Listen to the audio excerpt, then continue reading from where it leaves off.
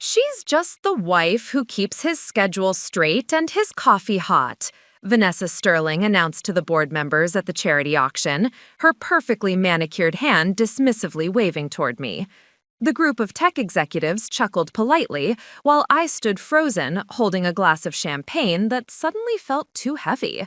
What Vanessa didn't know was that the merger proposal she'd been bragging about presenting next week had been written entirely by me, and by Monday morning, she'd be calling me ma'am.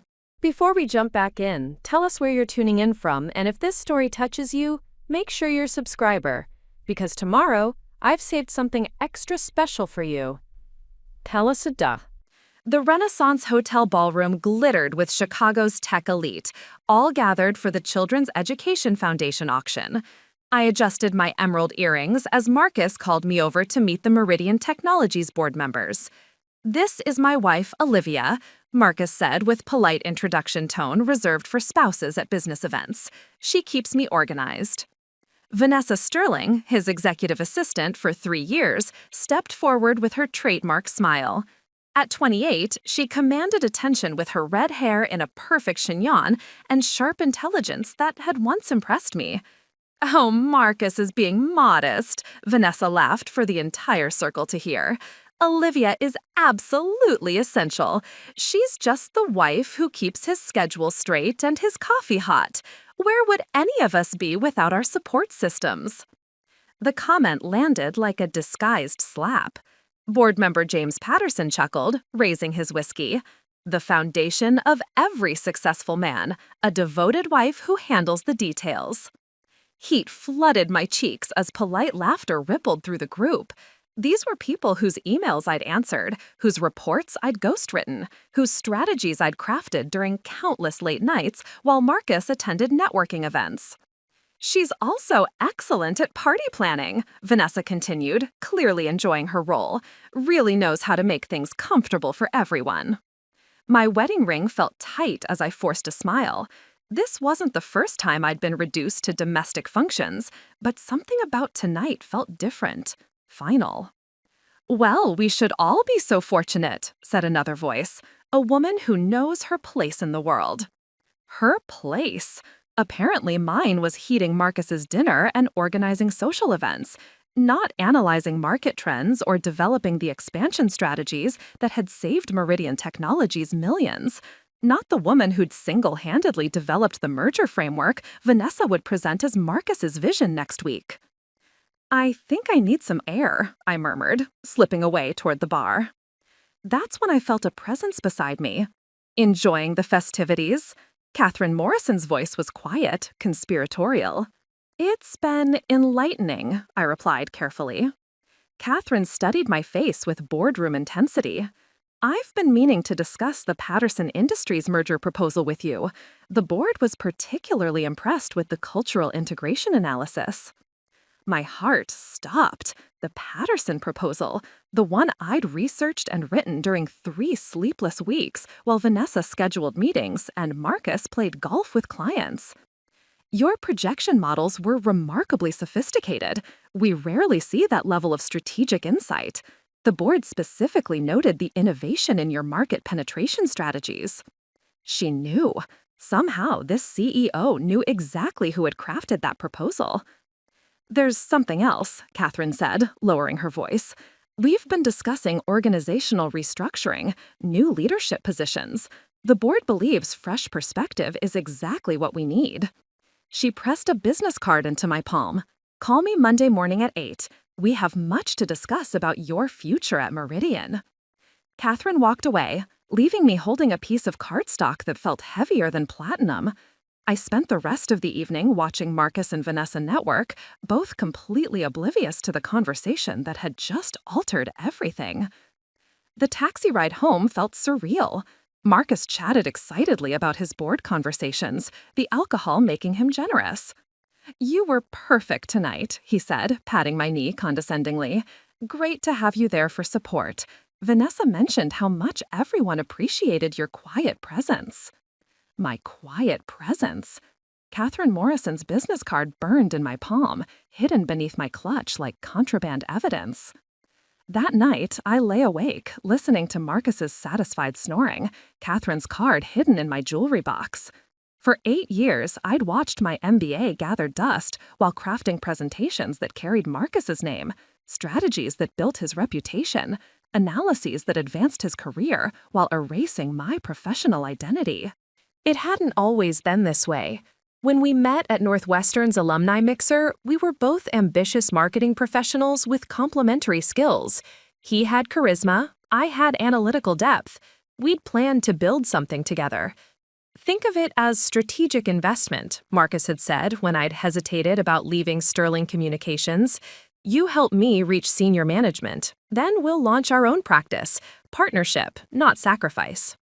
The plan made sense. Marcus excelled at client relationships, but his strategic thinking was surface level. I possessed the analytical mind that could identify patterns others missed, synthesize complex information into actionable strategies. Our first collaboration was a telecommunications market analysis.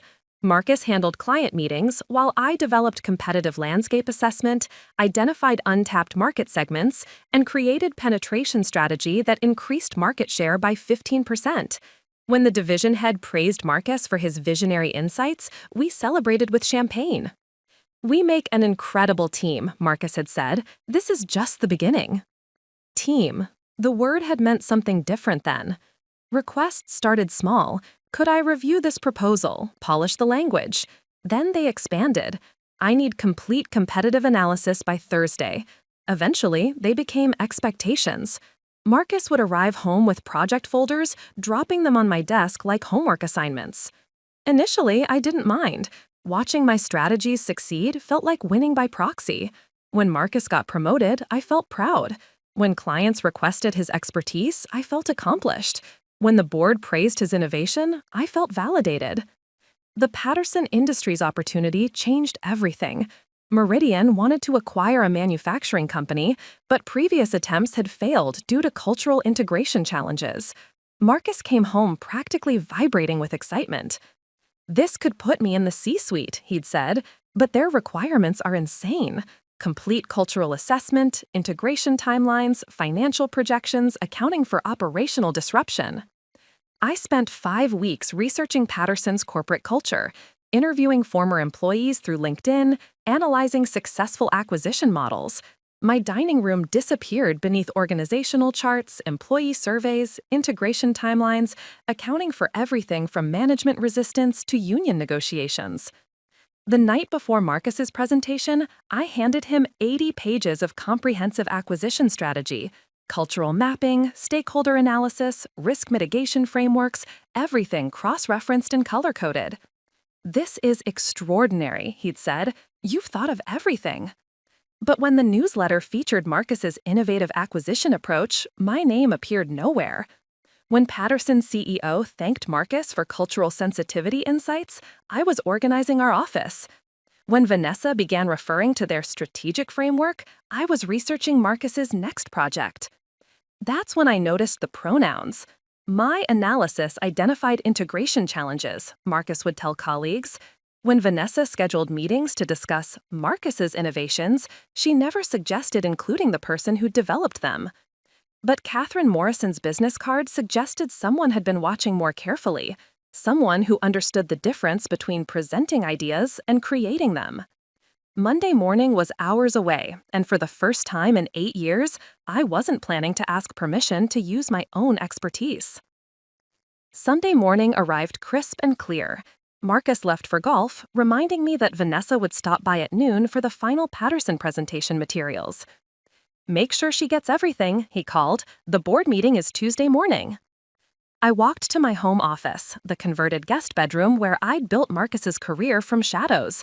File cabinets lined the walls, filled with research, strategies, and analyses that had shaped Meridian's most successful initiatives over 8 years.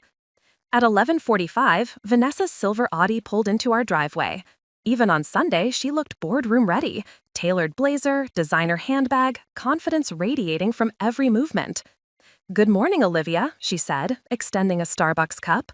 "I brought you a latte. Marcus mentioned you're always so helpful with organizing materials. Preparing and narrating this story took us a lot of time, so if you are enjoying it, subscribe to our channel. It means a lot to us. Now back to the story. I accepted the coffee, noting how she positioned herself as the thoughtful professional bringing treats to the helpful housewife. In my workspace, she surveyed the organized documents with approving nods. "This looks comprehensive," she said, flipping through cultural assessment sections. "Marcus really outdid himself. The depth of analysis is impressive." I watched her examine research I'd conducted through dozens of employee interviews, market analysis from databases Marcus didn't know existed, integration strategies developed by studying 12 similar acquisitions. "He worked very hard on this," I replied carefully. "We both did," Vanessa corrected, settling across from my desk. "The cultural sensitivity aspects were particularly challenging. Marcus and I spent hours discussing manufacturing versus tech corporate environments. Hours discussing nuances I'd identified through weeks of research. I listened to her explain how they had developed frameworks I'd created alone at this desk. "You know, Olivia," she continued confidentially, "I hope you realize how valuable your support has been. Managing his personal life so efficiently allows us to focus entirely on strategic initiatives." Us. The word hit like a gentle slap. Vanessa had inserted herself into Marcus's professional identity so seamlessly that she genuinely believed she was his intellectual partner. "The Patterson deal could really change Marcus's career trajectory," she continued, organizing documents. "And honestly, for mine too. The board has been noticing our strategic partnership." Our strategic partnership. I watched this accomplished woman, Northwestern MBA, former McKinsey consultant, legitimately intelligent, unknowingly steal credit for my work while praising the man who'd been stealing it for years. "Do you ever think about returning to work?" Vanessa asked. "I know Marcus appreciates having you manage things at home, but you have an MBA from Northwestern. That's impressive." The question revealed everything about how she saw me. A smart woman who'd chosen domestic life over professional ambition. Someone whose education was interesting biographical detail rather than active intellectual capital. "The market is really competitive, though," she continued. "Clients expect demonstrated experience, proven track records. It's not like 8 years ago when consulting opportunities were more accessible." She was gently discouraging me from pursuing professional work, probably without realizing it. She couldn't conceive that I'd been conducting sophisticated strategic analysis continuously, just without credit. "If you ever want to explore opportunities, I'd be happy to provide guidance," she offered magnanimously. "Marcus and I have excellent connections. We could probably identify some entry-level positions." Entry-level positions? For the woman who developed the strategic framework she was about to present to Meridian's board.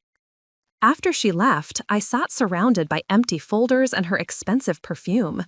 Catherine Morrison's business card lay in my drawer, waiting. In 18 hours, I would either remain Marcus's invisible resource and Vanessa's unknowing benefactor, or I would reclaim the voice I'd been lending to others for nearly a decade. Vanessa thought she knew who I was, just the wife who kept Marcus organized. Tomorrow morning, she'd learn that the woman she'd been patronizing was about to become the person she'd be reporting to. Monday morning arrived with coffee that tasted like anticipation. At exactly 7:55 a.m., I dialed Catherine Morrison's direct line, my hands steadier than they'd been in years. "Olivia," Catherine's voice carried warmth mixed with business efficiency, "I was hoping you'd call. Can you be here in an hour? I'd like you to meet with our strategic planning committee before the Patterson presentation this afternoon." Strategic Planning Committee. The same group that would be evaluating the proposal I'd written, presented by Marcus and Vanessa as their collaborative masterpiece. "I'll be there," I said, already reaching for the navy blazer I hadn't worn since my last job interview 8 years ago.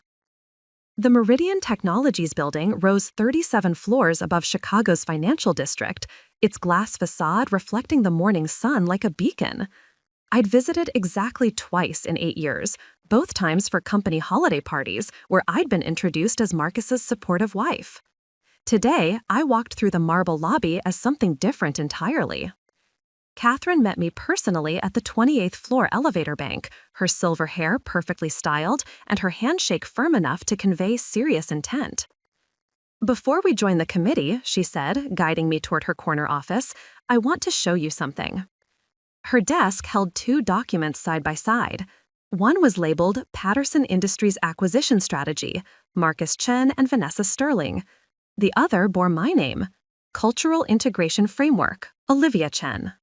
"We've been tracking submission metadata for all strategic proposals," Catherine explained, settling behind her desk.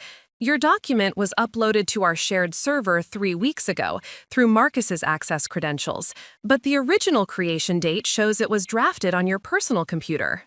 My breath caught. "You've been monitoring document origins?" "For 6 months. We noticed inconsistencies in writing styles, analytical depth, and strategic sophistication across various submissions. Some proposals showed graduate-level strategic thinking, while others from the same contributors were surprisingly surface-level." She opened the first document, Marcus's version. Basic bullet points, generic recommendations, strategies that could have been copied from any business textbook. Then she opened mine, detailed cultural assessments, sophisticated integration timelines, innovative risk mitigation frameworks that accounted for variables most consultants never considered. "The difference is remarkable," Catherine continued.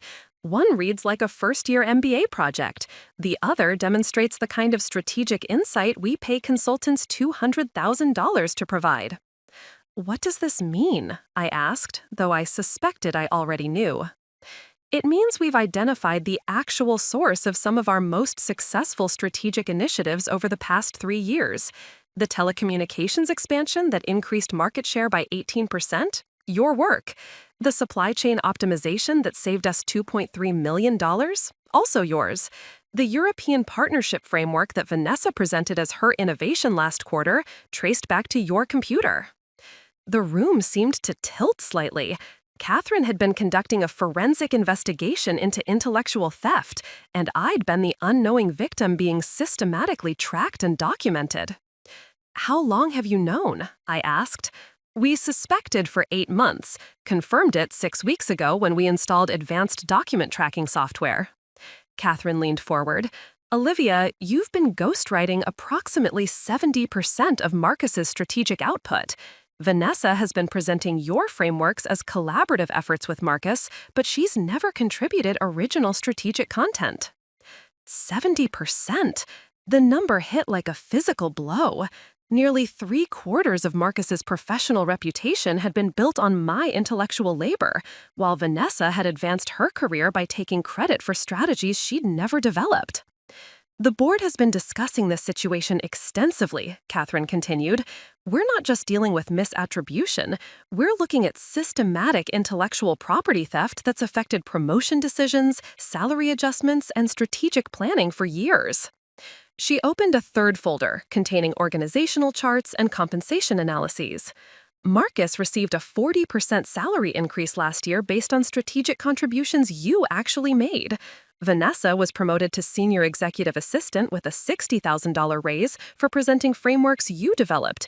Meanwhile, you've received no recognition, no compensation, and no career advancement for work that's generated millions in revenue." The scope was staggering. This wasn't just about one stolen proposal or missed acknowledgement. This was systematic economic exploitation disguised as marital support and professional collaboration. "What happens now?" I asked. "That depends on what you want to happen," Catherine replied. "We can handle this internally, restructure assignments, clarify attribution, ensure proper credit moving forward, or we can address it more comprehensively." Catherine's smile was sharp as winter sunlight. "Marcus and Vanessa are presenting your Patterson proposal to the board at 2 o'clock this afternoon. They're expecting praise for strategic innovation they didn't create. Instead, they're going to face questions about authorship, originality, and professional ethics that they won't be able to answer." She handed me a manila envelope marked Confidential Board Review. Inside, you'll find our complete analysis of document origins, writing pattern assessments, and strategic contribution breakdowns for the past 3 years. The board wants to meet with you immediately following Marcus and Vanessa's presentation. To discuss what? Your future at Meridian Technologies. We're launching a new strategic innovation division focused on acquisition assessment and cultural integration. The position requires someone with demonstrated expertise in cross-sector analysis and proven ability to identify integration challenges other consultants miss. The job description was basically a catalog of everything I'd been doing invisibly for Marcus, everything Vanessa thought she'd been collaborating on, everything that had built their careers while erasing mine. The salary range is $140 to $180, plus equity participation and performance bonuses, Catherine continued. You'd be reporting directly to me with a team of 6 analysts and complete autonomy over strategic methodology.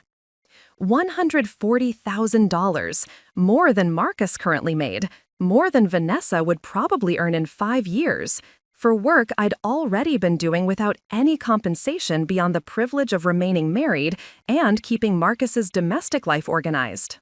There's one more thing, Catherine said, her expression growing more serious.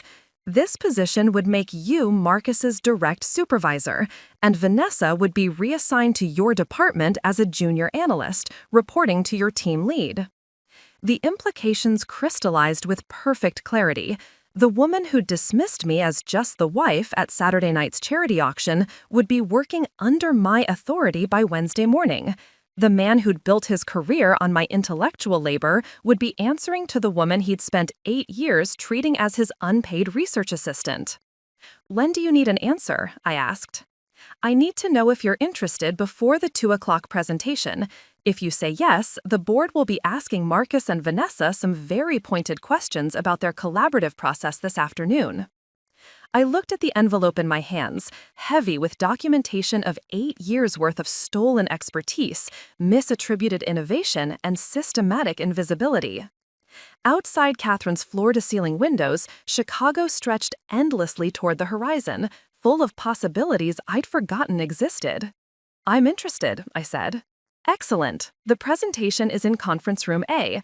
I suggest you observe from the adjoining viewing room. You'll want to see their faces when they realize the person they've been exploiting is about to become their boss. At 1:45 p.m., I positioned myself in the viewing room adjacent to Conference Room A, watching through one-way glass as the board members filed in. 12 executives in tailored suits, carrying tablets and coffee cups, settling around the mahogany table where my professional fate would be decided. Marcus arrived precisely at 1:55, his confident stride unchanged for 8 years of successful presentations built on my research. He wore his lucky navy tie, the one I'd given him for our 3rd anniversary, back when I'd still believed we were building something together. Behind him, Vanessa carried the leather portfolio I'd watched her organize yesterday, her red hair pulled back in the same perfect chignon she wore to every important meeting.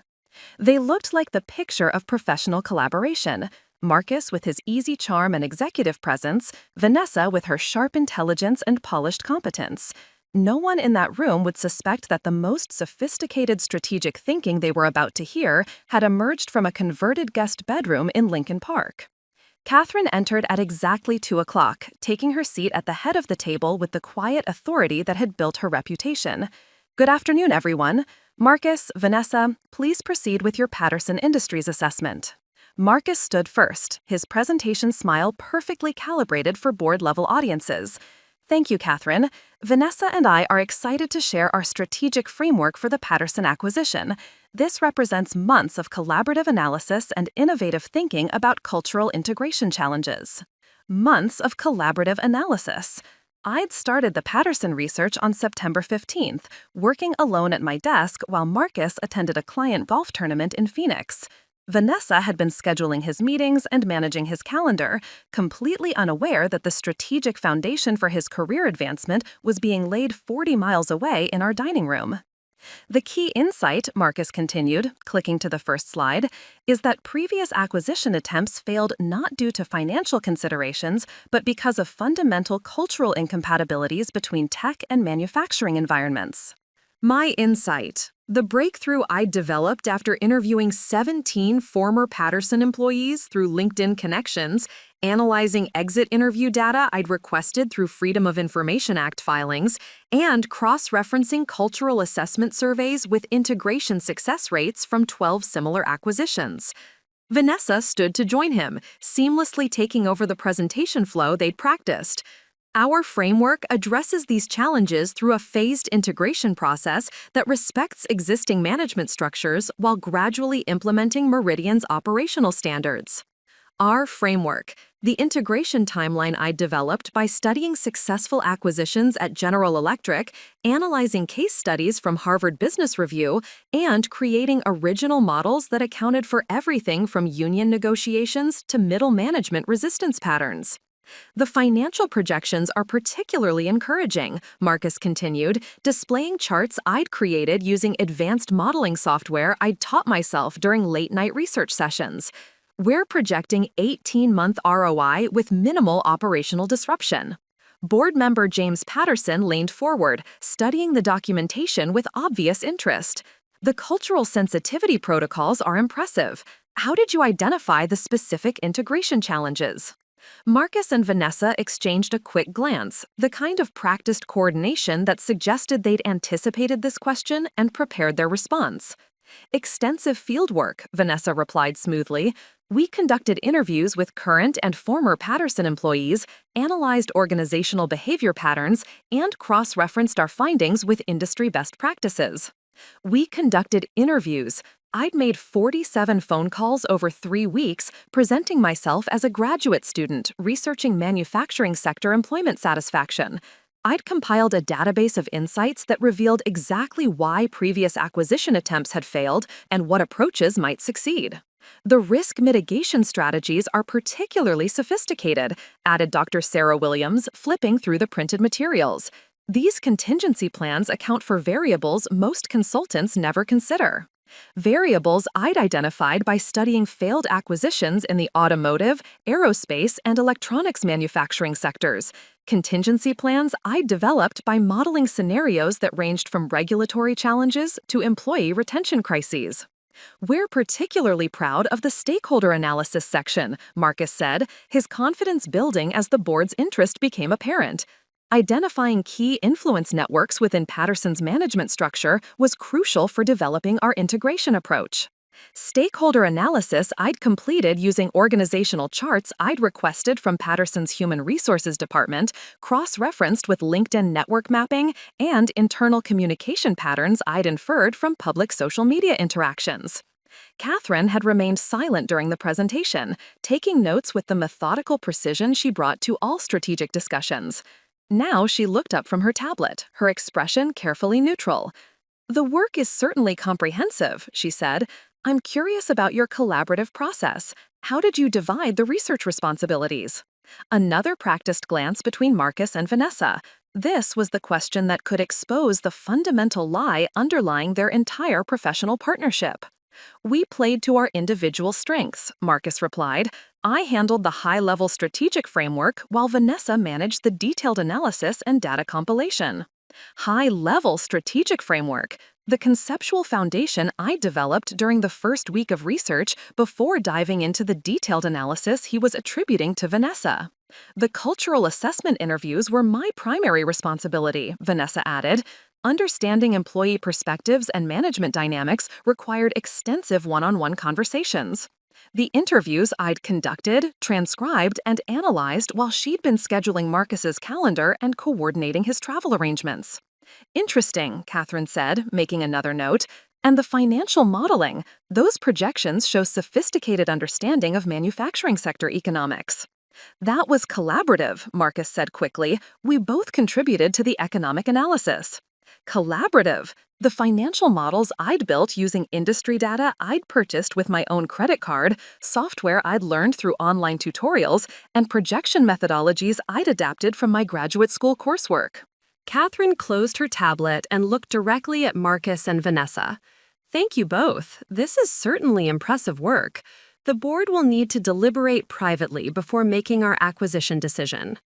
As Marcus and Vanessa gathered their materials, neither seemed aware that they'd just presented 8 weeks of my intellectual labor as their collaborative achievement to a board that had been tracking document origins for 6 months. "One final question," Catherine said as they reached the door. "Are you both comfortable standing behind every aspect of this analysis? The research methodology, the data sources, the strategic recommendations?" "Absolutely," Marcus replied without hesitation. "Completely confident in our work," Vanessa agreed. They walked out of Conference Room A with the satisfied expressions of professionals who'd successfully presented innovative strategies they genuinely believed they'd developed together. Neither understood that the woman they'd dismissed as just the wife had been watching from behind one-way glass, holding documentation that would unravel their careers within the hour. The board members remained seated as Catherine locked the conference room door.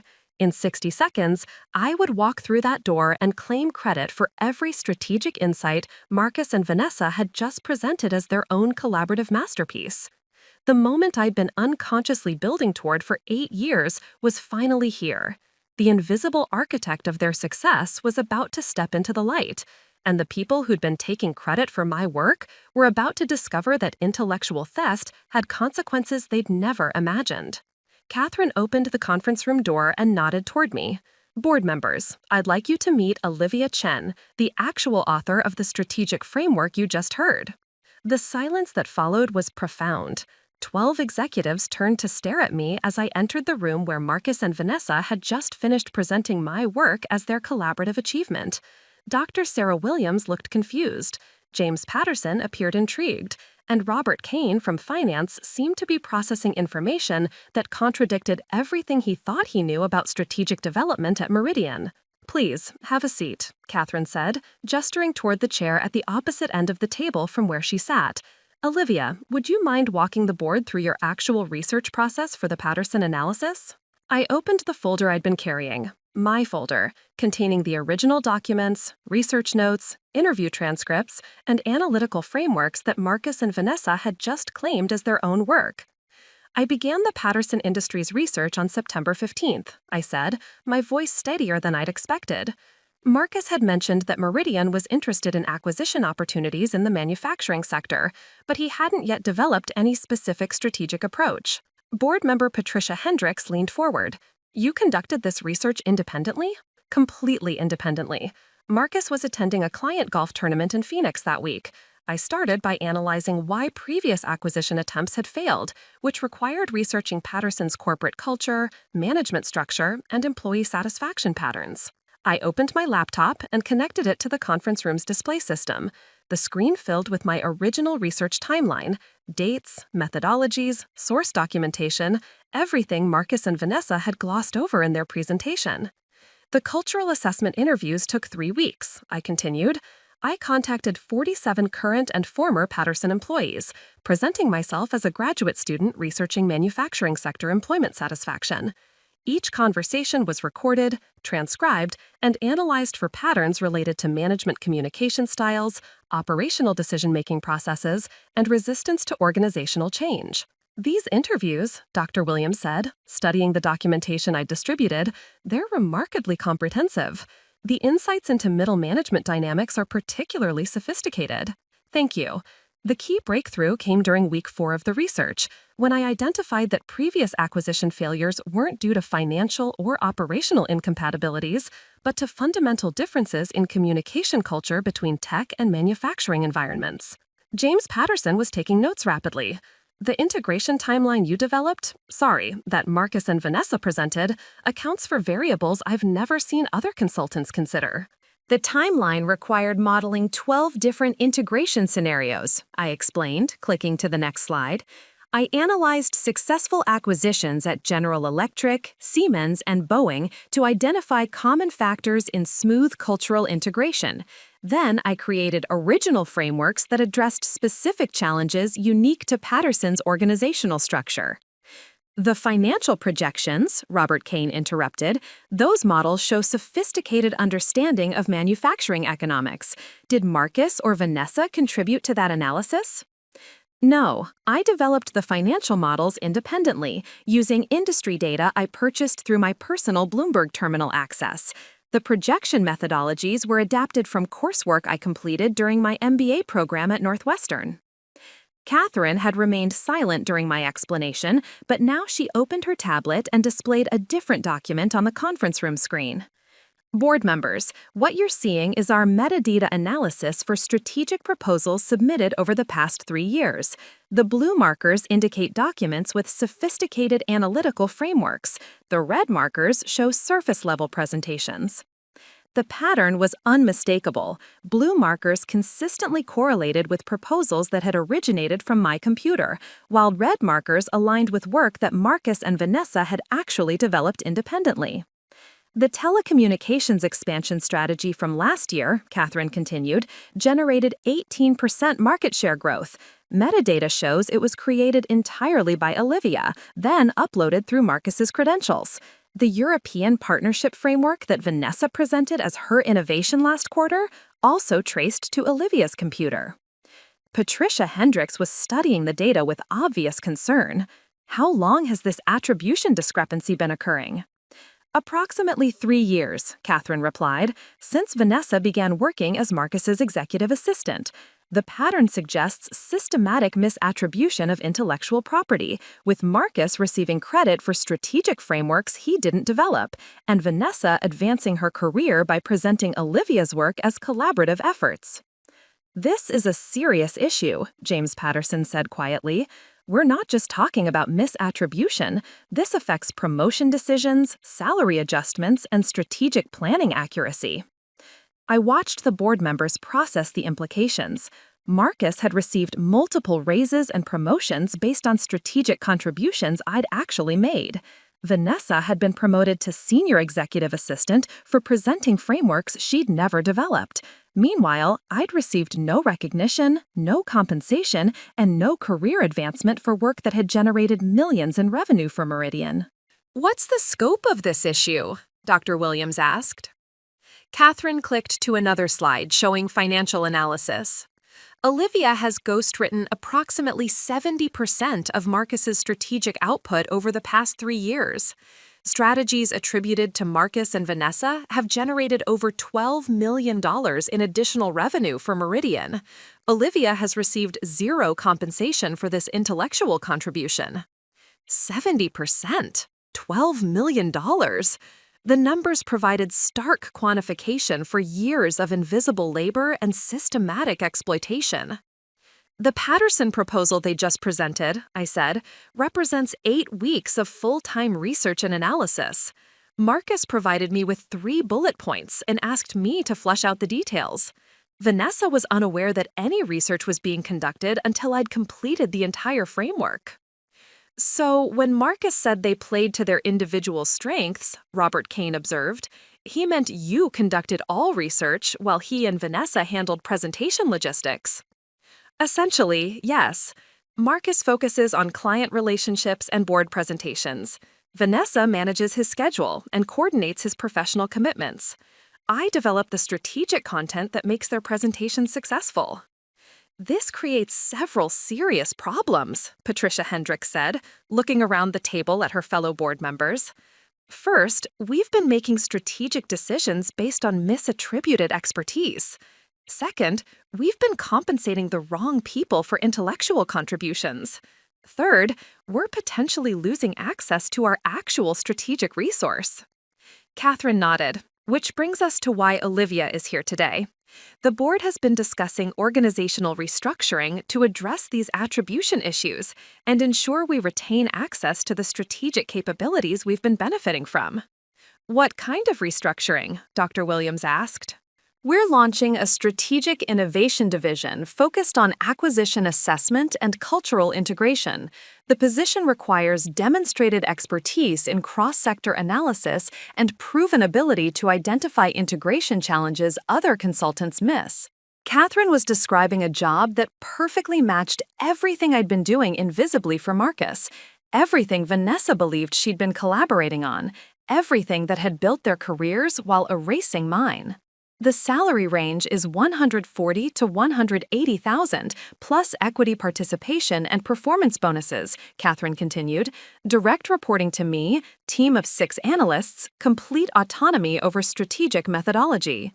The compensation was more than Marcus currently earned, more than Vanessa would probably make in 5 years, for work I'd already proven I could deliver at the highest level. There's one additional consideration, Catherine said, her expression growing more serious. This restructuring would require reassigning Marcus to regional account management and transferring Vanessa to the Strategic Innovation Division as a junior analyst. The implications crystallized perfectly. The woman who dismissed me as just the wife at Saturday's charity auction would be working under my supervision by Wednesday morning. The man who'd built his career on my intellectual labor would be reporting to people I'd be working alongside as equals.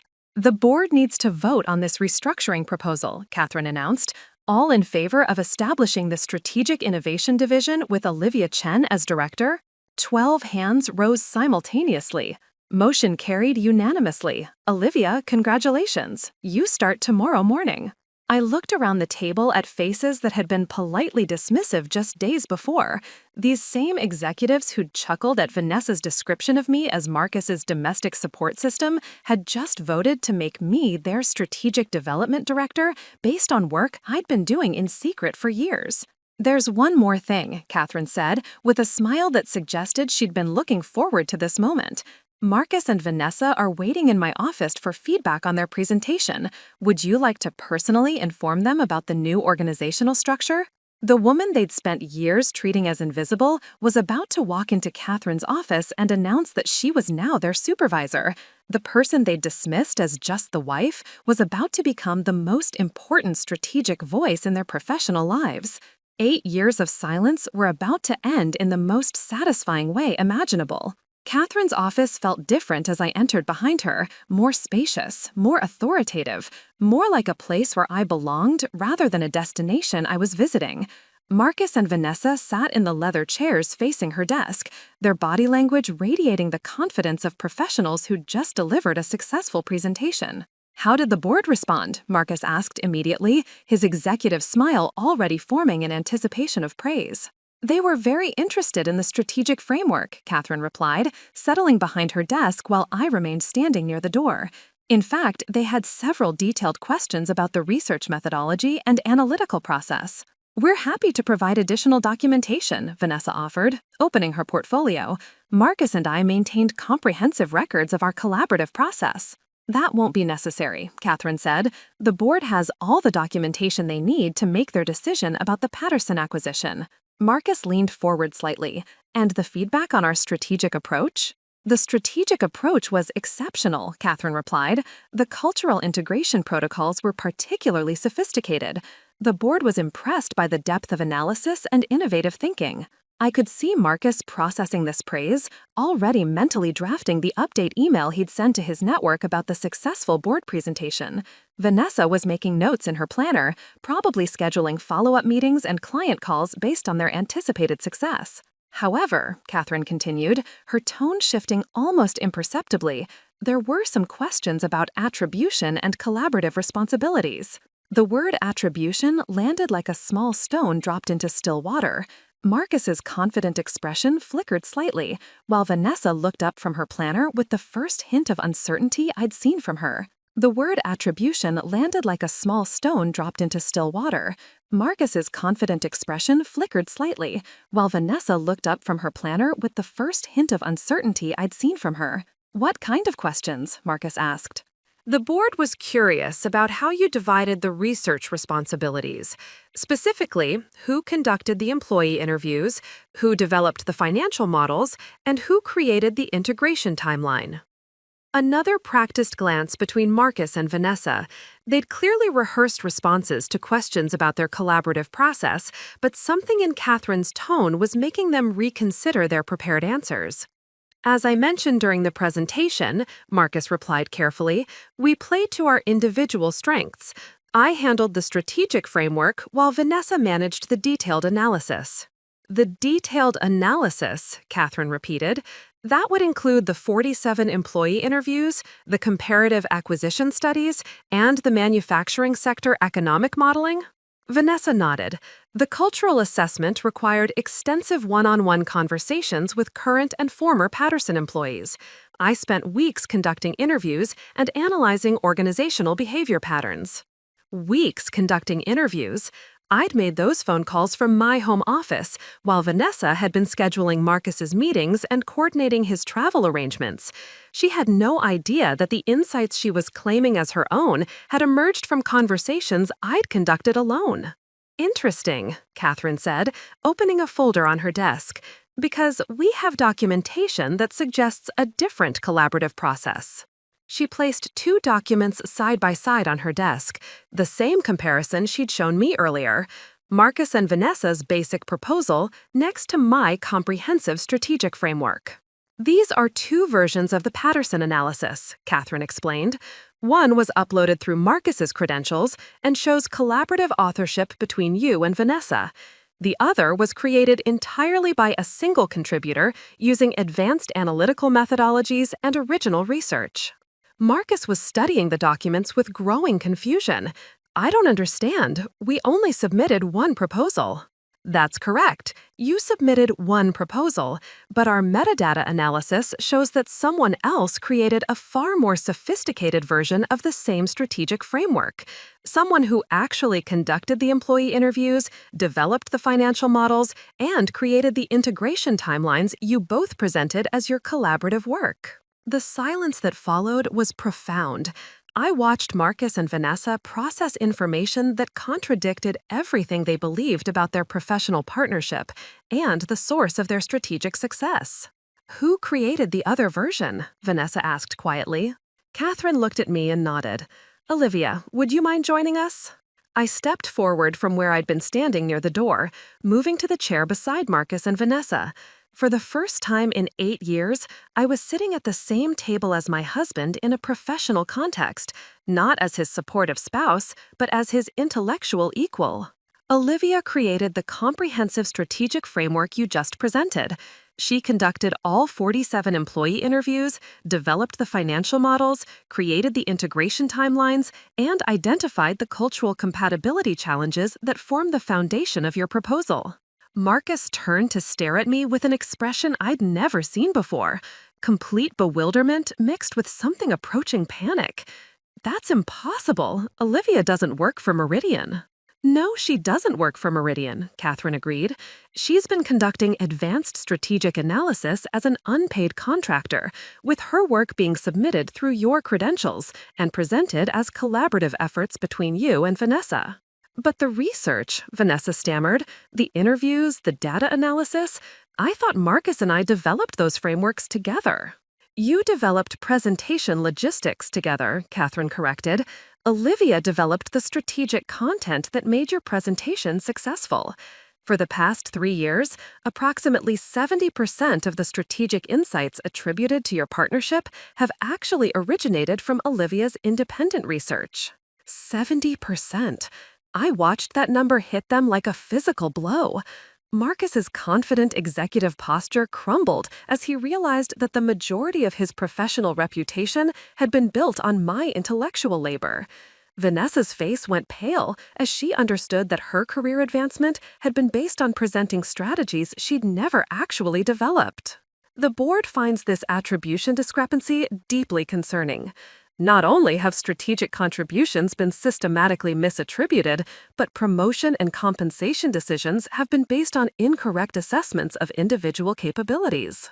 Marcus was looking at me with an expression that mixed hurt, betrayal, and dawning recognition.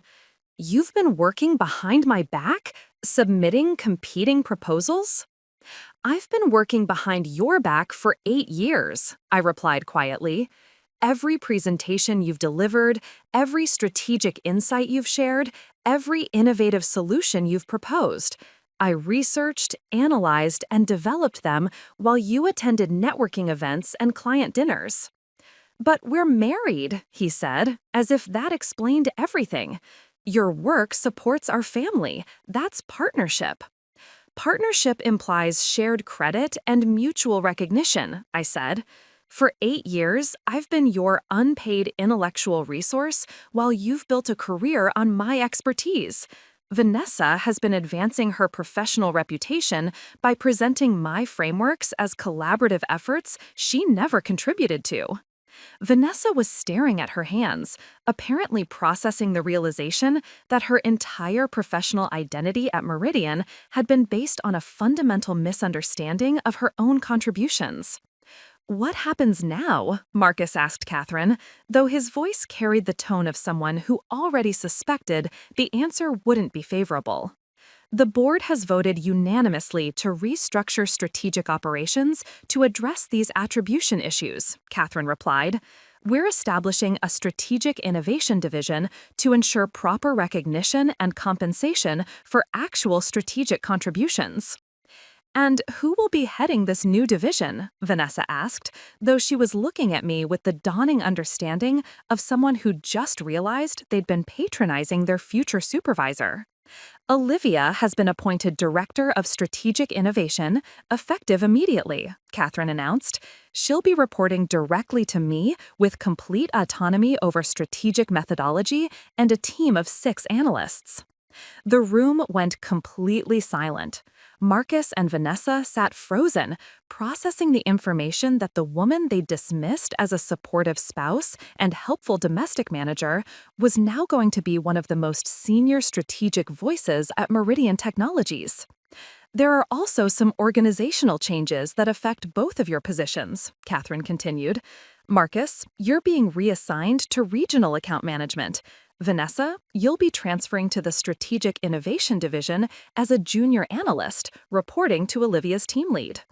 The woman who'd called me just the wife at Saturday's charity auction was going to be working under my authority by Wednesday morning. The man who'd spent 8 years building his career on my intellectual labor was going to be answering to colleagues who now understood exactly whose expertise had been driving his success. "I start tomorrow morning," I said, speaking directly to Marcus and Vanessa for the first time since entering Catherine's office. "I look forward to working with both of you in your new capacities." For 8 years, I'd been the invisible architect of their professional success. Now, they were going to learn what it felt like to work for the person whose intelligence they'd been borrowing without permission. Tuesday morning arrived with the kind of crisp clarity that makes everything feel inevitable. I stood in front of my bedroom mirror at 6:30 a.m., adjusting the charcoal blazer I'd purchased specifically for this moment, the first day of my professional life in 8 years where my name would appear on my own work. Marcus had left the house an hour earlier without saying goodbye, his face gray with the realization that his wife had just become one of the most senior strategic voices at his company. The man who'd spent 8 years dismissing my contributions as domestic support was now going to spend his days explaining to regional clients why his strategic insights had suddenly become less sophisticated. "I start tomorrow morning," I said, speaking directly to Marcus and Vanessa for the first time since entering Catherine's office. "I look forward to working with both of you in your new capacities." For 8 years, I'd been the invisible architect of their professional success. Now, they were going to learn what it felt like to work for the person whose intelligence they'd been borrowing without permission. Tuesday morning arrived with the kind of crisp clarity that makes everything feel inevitable. I stood in front of my bedroom mirror at 6:30 a.m., adjusting the charcoal blazer I'd purchased specifically for this moment, the first day of my professional life in 8 years where my name would appear on my own work. Marcus had left the house an hour earlier without saying goodbye, his face gray with the realization that his wife had just become one of the most senior strategic voices at his company. The man who'd spent 8 years dismissing my contributions as domestic support was now going to spend his days explaining to regional clients why his strategic insights had suddenly become less sophisticated. At 8:15 a.m., I walked into the Meridian Technologies building as Director of Strategic Innovation, carrying the leather briefcase Catherine had sent over the previous evening. The security guard who'd politely nodded at me during holiday parties now smiled with the recognition reserved for executives. "Good morning, Miss Chen. 32nd floor, elevator bank B." "Miss Chen." Not Mrs. Marcus Chen, not Marcus's wife, not the woman who organized company social events. For the first time in 8 years, I had a professional identity that existed independently of my marriage. The Strategic Innovation Division occupied the entire north wing of the 32nd floor, corner offices with floor-to-ceiling windows, a conference room that could seat 20, and workspace for the team of 6 analysts Catherine had promised. My office was at the end of the hallway, with my name already etched on the glass door. Olivia Chen, Director. At 9 a.m. sharp, my assistant Jennifer knocked and entered carrying a tablet and coffee. Miss Chen, your team is ready for the introductory meeting. Also, Vanessa Sterling has been asking about her reporting structure and start date. Vanessa Sterling, the woman who'd spent Sunday afternoon in my home office explaining how she and Marcus had developed strategic frameworks I'd created alone. The accomplished professional who'd patronizingly suggested I consider part-time consulting work while building her career on my intellectual labor. Schedule Vanessa for 10:30. I want to meet with the existing team first. The Strategic Innovation team consisted of 5 analysts who'd been transferred from various departments, plus David Kim, a senior analyst who would serve as team lead. Each had been selected based on their demonstrated ability to conduct sophisticated research and develop original strategic insights, capabilities that had been systematically undervalued in their previous positions. Good morning, everyone, I said, settling at the head of the conference table. I'm excited to work with a team that understands the difference between presenting ideas and creating them. The comment drew knowing smiles from several team members. These were professionals who'd watched their insights be filtered through senior colleagues, repackaged as collaborative efforts, and presented by people who'd contributed nothing beyond scheduling and logistics. Our first priority is establishing new protocols for strategic development and attribution, I continued. Every analysis, every framework, every recommendation will be properly credited to its actual author. No more ghostwriting, no more collaborative misattribution, no more invisible contributions. What about existing projects? Asked Sarah Martinez, a brilliant analyst whose cultural assessment expertise had been consistently overlooked by her previous supervisor. We're conducting a comprehensive review of all strategic initiatives from the past 3 years. Attribution will be corrected, credit will be properly assigned, and compensation adjustments will be made where appropriate. At exactly 10:30, Jennifer escorted Vanessa Sterling into my office. She wore her professional armor, tailored black suit, designer handbag, confidence that had carried her through 3 years of career advancement based on my uncredited work. But something in her posture suggested uncertainty, as if she was finally questioning the foundation of her professional identity. Good morning, Vanessa. Please have a seat. She settled across from my desk with the careful composure of someone navigating unfamiliar territory. For 3 years, our interactions had followed a predictable pattern. I provided domestic hospitality while she occupied professional space alongside Marcus. Now she was sitting in my office waiting for direction from the woman she'd dismissed as just the wife. I imagine this transition is surprising, I began. Surprising is one way to put it, she replied carefully. I'm still processing the information about attribution and collaborative development. What specifically are you processing? Vanessa was quiet for a long moment, apparently considering how to articulate thoughts that challenged everything she'd believed about her professional contributions. I genuinely thought Marcus and I were developing those strategic frameworks together, she said finally. The meetings, the discussions, the planning sessions, I felt like I was contributing to the analytical process. You were contributing to the presentation process, I clarified. Marcus would share my research with you, you would help organize it into presentable formats, and together you would coordinate the logistics of board presentations. That's valuable work, but it's not the same as developing strategic content. But the cultural assessments, the employee interviews, I thought those were collaborative efforts. Those were conversations I conducted alone while you were managing Marcus's calendar and travel arrangements. When Marcus told you about insights from employee interviews, he was sharing information I'd gathered through my own research. I watched her process this information, her professional self-image shifting as she realized that her role in Marcus's success had been administrative rather than analytical. "So what happens now?" she asked. "Now you learn to develop original strategic content instead of presenting someone else's work as collaborative achievement," I replied. "You're intelligent, capable, and hardworking.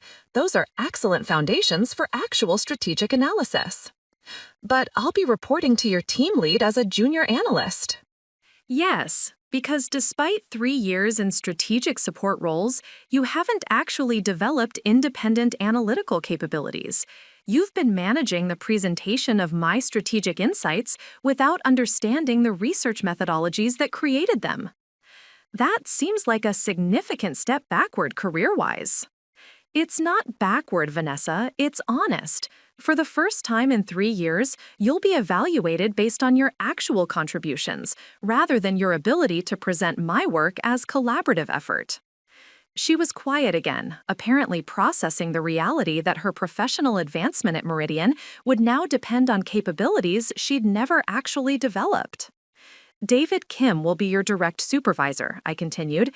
"He'll provide guidance on research methodologies, analytical frameworks, and strategic development processes. Consider this an opportunity to build the expertise you've been credited with but haven't actually possessed." "What about my relationship with Marcus? We've been working closely for 3 years." "Marcus has been reassigned to regional account management. His strategic development responsibilities have been transferred to this division. There won't be ongoing collaboration between you." The implications were clear. The professional partnership she'd built with Marcus, the collaborative relationship that had defined her career trajectory, no longer existed. She would be starting over as a junior analyst, learning skills she should have developed years earlier, instead of taking credit for mine. "I want to be direct with you, Vanessa," I said, leaning forward. "You called me just the wife who keeps his schedule straight and his coffee hot at Saturday's charity auction. You suggested I consider part-time consulting work because clients expect demonstrated experience and proven track records. You patronized me while building your career on strategic insights I'd developed without recognition or compensation." She looked down at her hands, apparently remembering her confident dismissal of my professional capabilities while unknowingly appropriating my intellectual contributions. "I didn't know," she said quietly. "No, you didn't know, but you also didn't question why Marcus's strategic insights were so sophisticated when his independent analytical work was consistently surface level. You didn't wonder why his most successful presentations coincided with periods when he was traveling while someone else was conducting intensive research at home.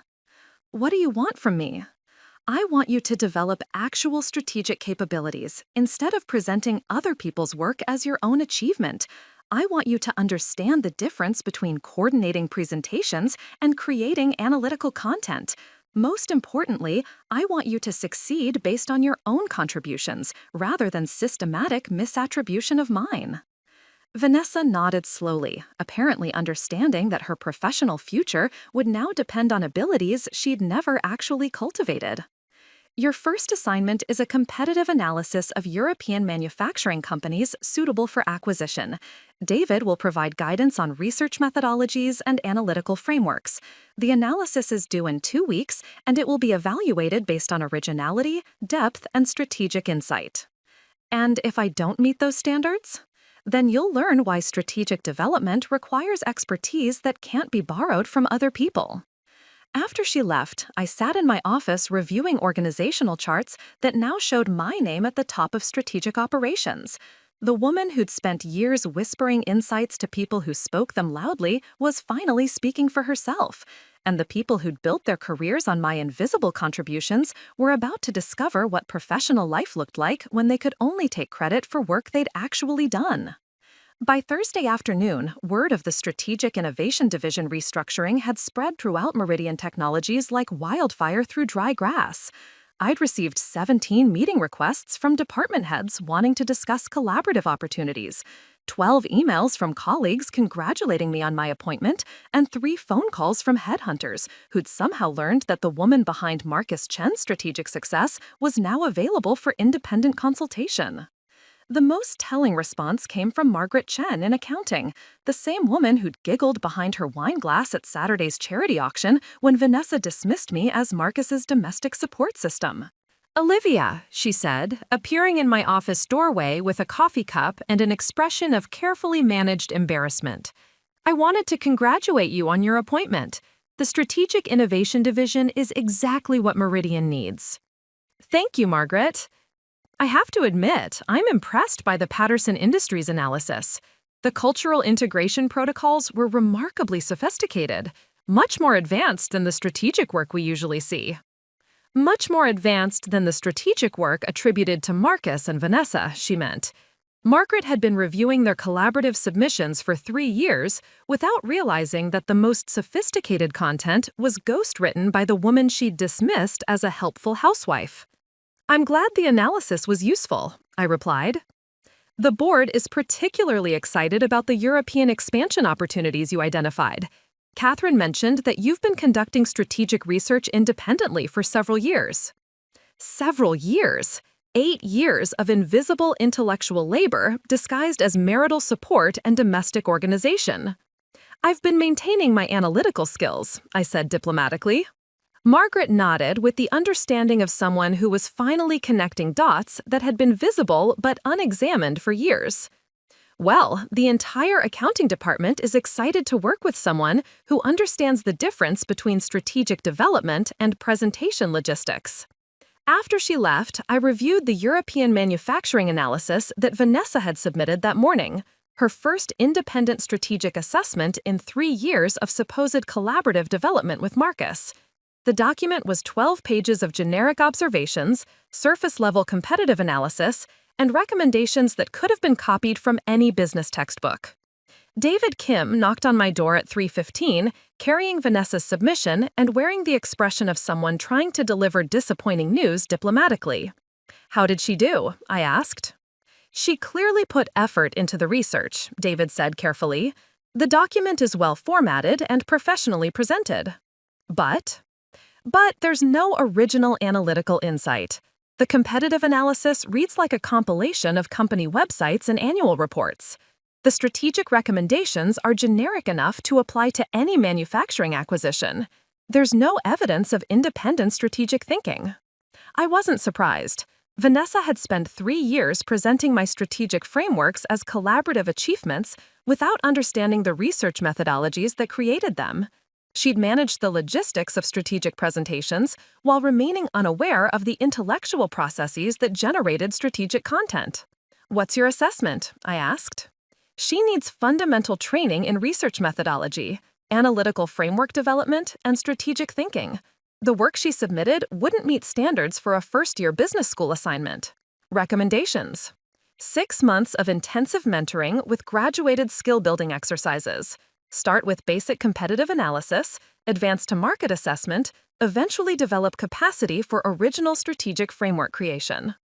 6 months to learn capabilities she should have developed over 3 years, instead of taking credit for my work.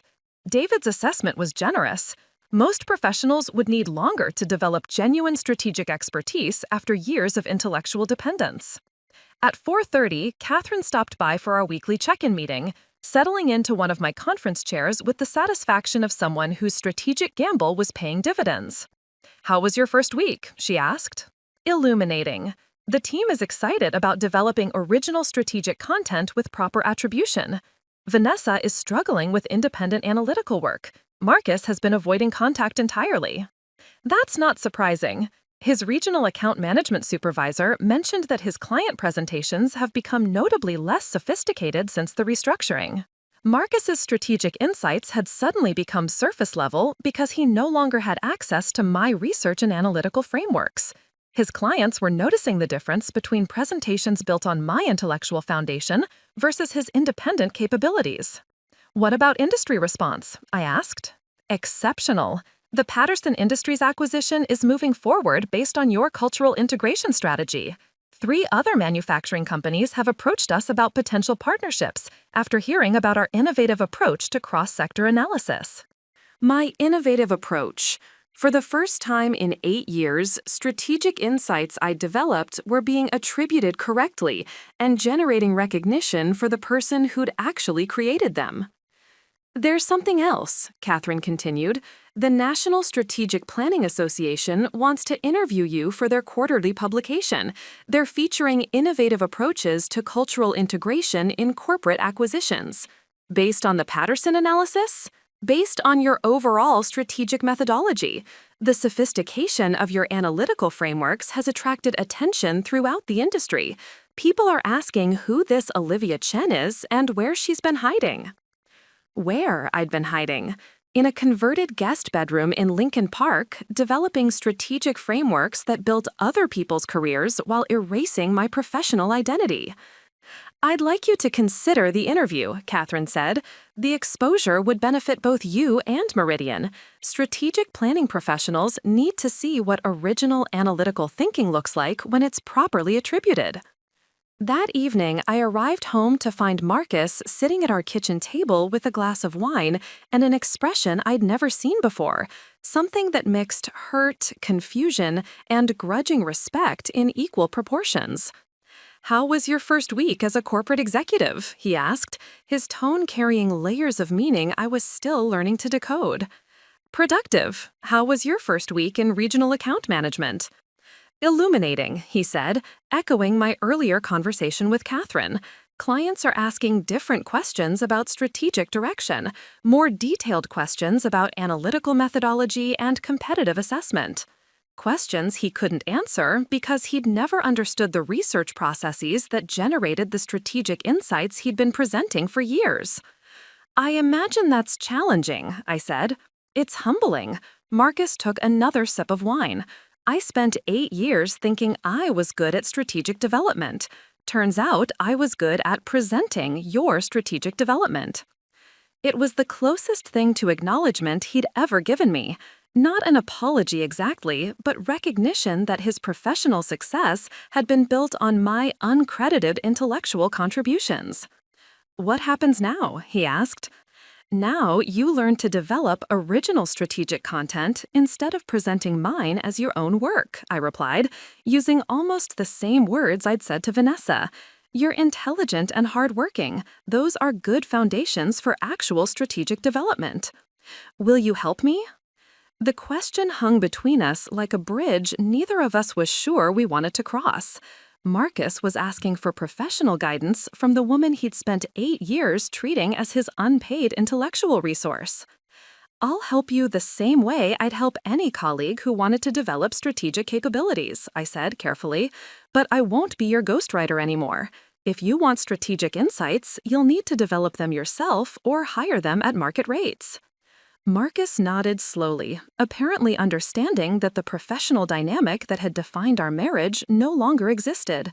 The woman who'd whispered strategic insights to him for 8 years was finally speaking for herself, and he was going to have to learn to speak his own ideas.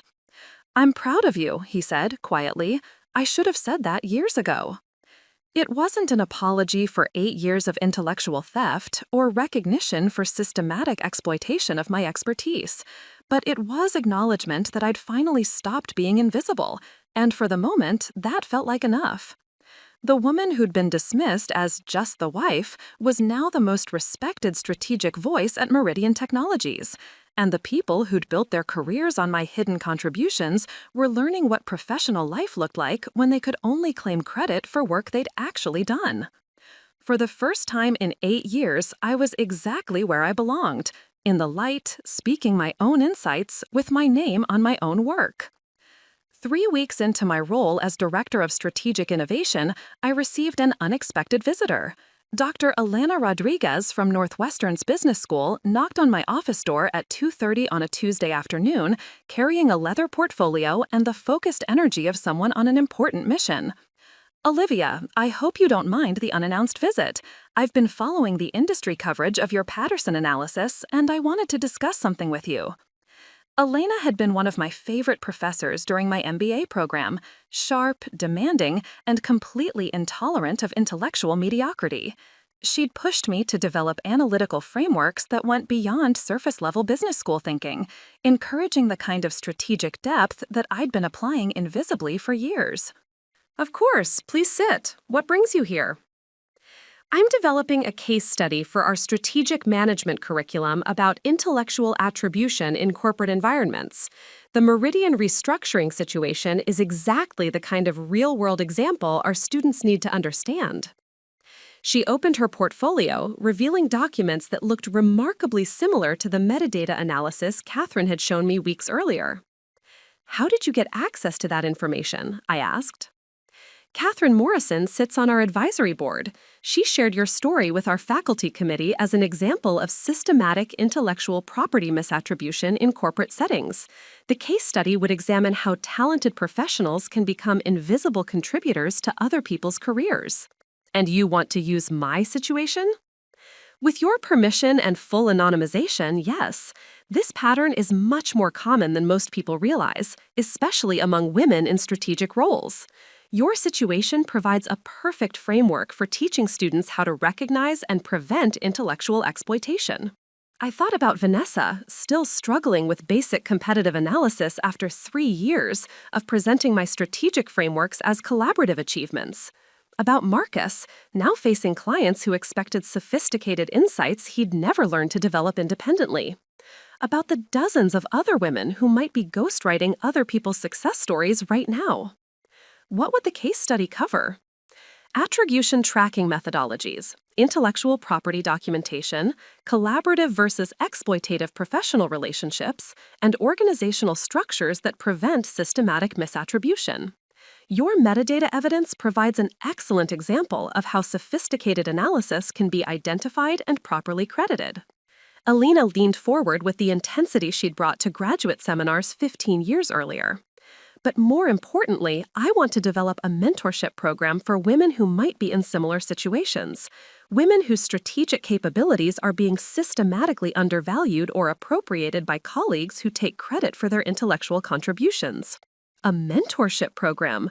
The concept sent electricity through my chest, similar to what I'd felt when Catherine first offered me the strategic innovation position. What would that involve? Identifying talented women throughout Chicago's corporate community who might be contributing strategic insight without receiving proper recognition. Providing guidance on documentation, attribution, and professional development. Most importantly, helping them transition from invisible contributors to recognized strategic leaders. I thought about Sarah Martinez, now thriving in the Strategic Innovation Division after years of having her cultural assessment expertise overlooked, about the dozens of other brilliant minds who might be hiding behind administrative titles or overshadowed by male colleagues taking credit for their work. I'm interested. When would this program launch? Next semester, if we can identify the right leadership. The position would be Adjunct Professor of Strategic Attribution, with responsibility for curriculum development and program coordination, 15 hours per week, which would complement your current executive responsibilities. Adjunct Professor, teaching graduate students about intellectual attribution while mentoring professional women who might be experiencing the same systematic invisibility I'd endured for 8 years. The compensation is modest, Elena continued, but the impact could be significant. We're talking about preventing intellectual exploitation before it becomes entrenched, rather than addressing it after years of systematic misattribution. I'd need to discuss this with Catherine to ensure it doesn't conflict with my responsibilities here. Already done. Catherine thinks the program would benefit Meridian by improving industry standards for strategic attribution. She's agreed to serve as a guest lecturer on organizational restructuring approaches. That evening, I called my sister Jennifer in San Francisco, the only person who'd consistently questioned why Marcus's strategic insights were so much more sophisticated than his independent analytical work. "You're considering teaching?" she asked, after I explained Elena's proposal. Teaching and mentoring, helping other women avoid the intellectual exploitation I experienced for 8 years. That sounds perfect for you. You've always been good at explaining complex concepts, and you certainly understand the attribution problem from personal experience. Jennifer paused, apparently considering something she wasn't sure how to articulate. "Can I ask you something?" Do you think Marcus knew what he was doing?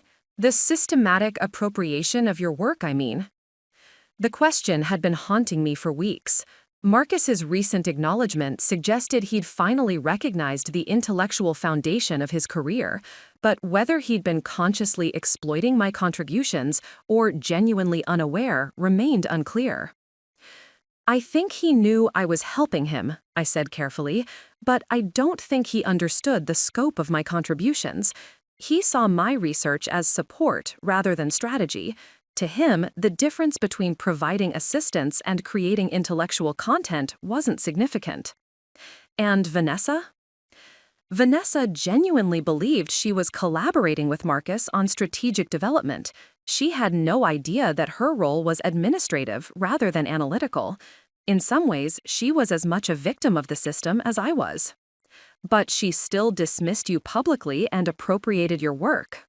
Yes, but she did it unknowingly, which makes her situation different from Marcus's. She was participating in intellectual theft without understanding that's what she was doing. Are you going to help her develop actual strategic capabilities? Through David Kim's mentoring program, yes, not because I forgive the dismissiveness, but because she deserves the opportunity to build genuine expertise instead of continuing to rely on other people's intellectual contributions. Jennifer was quiet for a moment. You're more generous than I would be. It's not generosity. It's understanding that systematic intellectual exploitation is larger than individual personalities. Marcus and Vanessa were participating in patterns that exist throughout corporate America. Changing those patterns requires addressing the systems, not just punishing the individuals. So you'll take the teaching position? Yes. Elena's program could prevent other women from experiencing 8 years of systematic invisibility. That's worth 15 hours per week of curriculum development. The following morning, I met with Catherine to formalize my participation in Northwestern's Strategic Attribution Program. The board is enthusiastic about your academic involvement, she said. Industry leadership in intellectual property standards could differentiate Meridian from competitors who still rely on informal attribution practices. What about internal applications? We're implementing your attribution tracking methodologies company-wide next quarter. Every strategic contribution will be documented, credited, and compensated appropriately. No more ghostwriting, no more collaborative misattribution. I looked out Catherine's office windows at Chicago's financial district, thinking about all the brilliant minds working in those buildings who might be contributing strategic insights without recognition. Women whose analytical capabilities were being systematically undervalued while other people built careers on their intellectual contributions. There's something else, Catherine continued. Harvard Business Review wants to publish a case study about organizational restructuring for intellectual attribution. They're particularly interested in the methodology we used to identify and correct systematic misattribution. Harvard Business Review, the same publication whose case studies I'd analyzed while developing integration strategies for Marcus's presentations. Now they wanted to study my approach to intellectual attribution as a model for other organizations. When would they need the case study? 6 months. Enough time for you to document our entire restructuring process and develop recommendations for other companies facing similar attribution challenges. The woman who'd spent years developing strategic frameworks in secret was about to become a published authority on intellectual attribution. The invisible contributor was finally speaking loud enough for the entire business community to hear. I accept, I said, both the Harvard Business Review case study and Elena's teaching position. Catherine smiled with the satisfaction of someone whose strategic investment was generating returns beyond initial projections. Excellent! Your first lecture is next Tuesday. The topic is Recognizing Intellectual Exploitation in Professional Settings. I suspect you'll have plenty of material to cover. For the first time in my professional life, my expertise was being sought, recognized, and properly attributed. The woman who'd whispered strategic insights for 8 years was finally speaking for herself, and people throughout the business world were listening.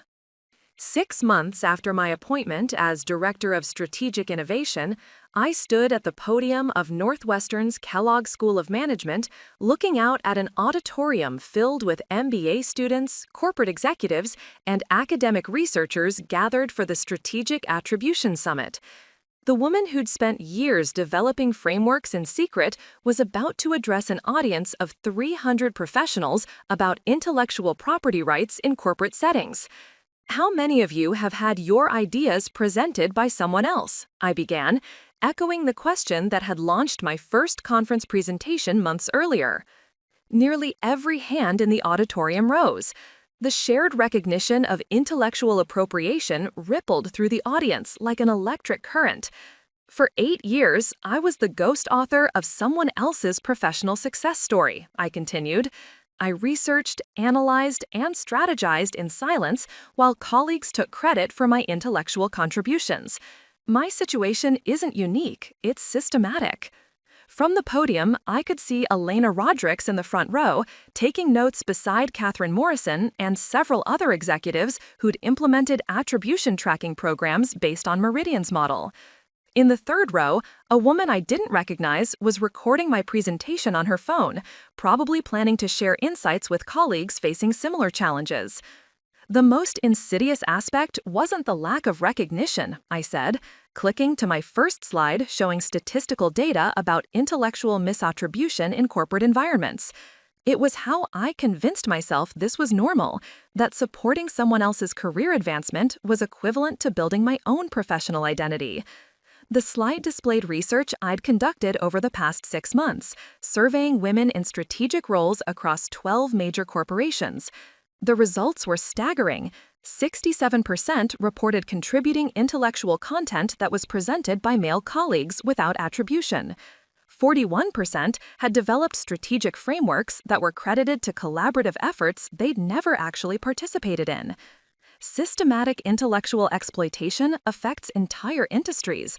When talented professionals become invisible contributors, organizations lose access to diverse strategic thinking.